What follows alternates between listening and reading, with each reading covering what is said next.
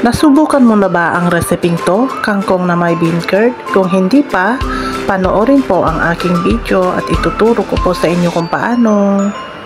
Ito po yung kailangan natin sa recipe natin. So, mayroon po tayong kangkong. Kinat ko na siya at hiniwalay ko yung tangkay niya. At saka, meron din po tayong chili at bawang. At ito po yung ating bean curd. Di bale, na-stir ko na yan siya guys. So, ang nilagay ko dyan is bean curd. 4 na bean curd. At nilagyan ko rin po siya ng ito, yung wine at asukal. So, ito na nga po, ipainit na natin yung ating kawali at lagyan na natin ng mantika. At pag mainit na siya guys, lagay na natin yung ating bawang. At isunod na natin yung ating tangkay ng kangkong. So, ayan guys. Igisa po natin saglit.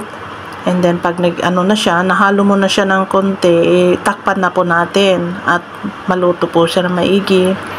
At pag makita mo nang nag-iba na yung kulay, isunod na natin yung dahon. Ayan po. And then, takpan po natin siya guys. Pagkalipas ng 2 minutes guys, ay haluin na po natin siya. At pagkahalo ko ng kangkong guys, ito tinakpan ko ulit siya para maluto po yung kanyang dahon. So, ayan po. So, after 1 minute guys, ayan na nga, binuksan ko na siya at hinalo-halo ko na siya. At malapit na nga itong maluto. So, nilagay ko na po yung ating bean curd. Yan po, nilagay ko na siya. Binuhos ko na siya guys. Tsaka sinunod ko rin po yung kanyang chili. Ayan, at saka hinalo-halo ko na po. At nilagyan ko rin siya ng chicken powder guys.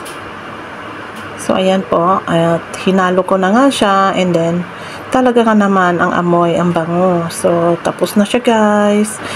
Ayan po. Mas maganda po iserve po ito pag bagong luto guys. Mainit-init pa. So, ayan. Lagay na natin sa ating plato at iserve na siya. So, ayan po, ready. Kainan na po. Maraming salamat sa panonood. Bye! Yummy, yummy, yummy, yummy.